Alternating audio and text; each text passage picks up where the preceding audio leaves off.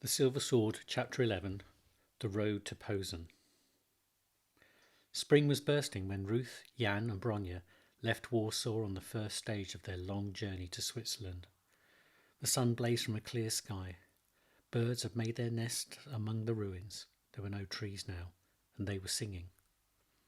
The children carried nothing with them except a day's food, a couple of blankets, the wooden box with the sword in it, and Jimpy the cock.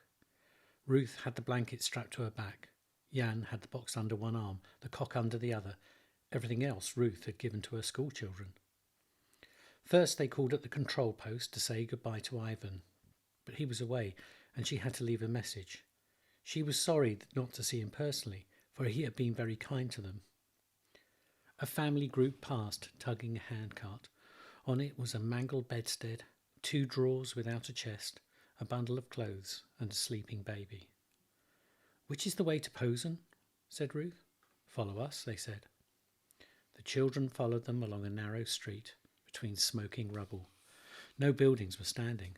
The Nazis had blown everything up before they left.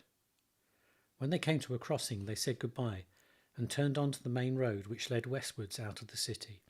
It was crowded with refugees. Some were going one way, some the other. It didn't seem to matter which way as long as they kept moving. On all their faces was the same dazed look. As Ruth looked at them, the haggard old men, the bowed women, the children with gleaming eyes, there was no room in her heart for anything but pity. But they did not disturb her inward contentment, for she had hope and firmness of purpose, and she knew where she was going. "I wish we could get a lift," said Jan. "Jimpy's tired of being carried and he doesn't like walking." The lorries that passed them were all full, nearly always with soldiers. "I like walking," said Bronya. She was proud of the shoes Ivan had brought her.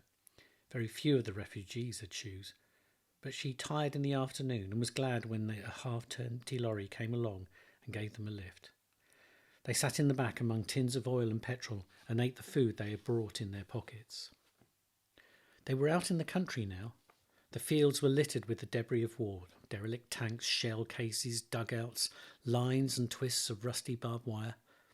In some places peasants were digging, but most of the land had gone out of cultivation as there was no one to attend to it. When the lorry set them down, it was evening, and they were 100 miles on their way. Tired, grateful, and with their hopes shining, they spent the night in a derelict farm building.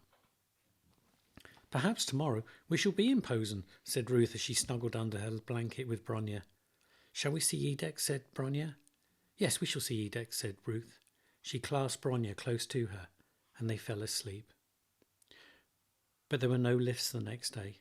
All the lorries were full, and by evening they had covered only 20 miles. Bronya's feet were blistered, Jan was cross, and Jimpy was dazed with the jogging and hopping.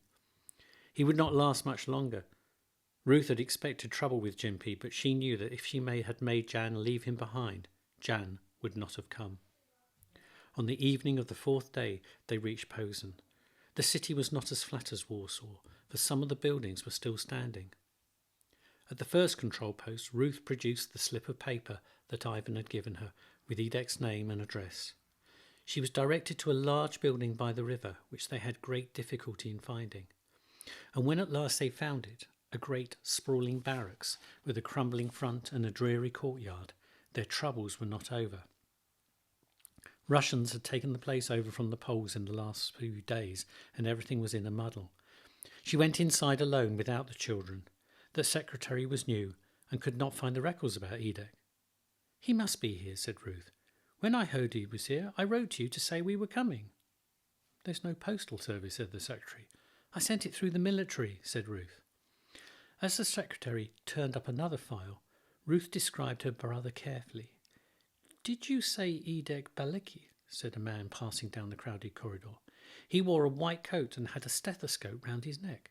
I sent him yesterday to the war camp with the other TB cases." Ruth tried to question him, but he was gone. "The camp's only a mile down the river," said the secretary. "Won't you stay and have something to eat first? You look dreadfully tired and hungry." But Ruth excused herself because of the 2 children waiting for her outside. So Edek was ill. She must press on and find him quickly. It was dark when they crossed the bridge and came to the gates of the war camp. Ruth was carrying Bronya, who was asleep. Jan was carrying Jimpy's limp form. They could not see the buildings. Someone led them into a dimly lit hall. It was gloomy and deadly quiet, a place of sick people. Edek had always been so lively and healthy. Ruth could not imagine him as belonging here. They did not have to wait long to hear about him. There was no need to search through files. The man who spoke to them remembered Edek well. He was a wild boy and would not stay with us, he said, and he sounded both weary and bitter. Edek ran away this morning. I cannot tell you where. We had no time to run after him. There are so many here who need our help. We cannot waste time on those who refuse it.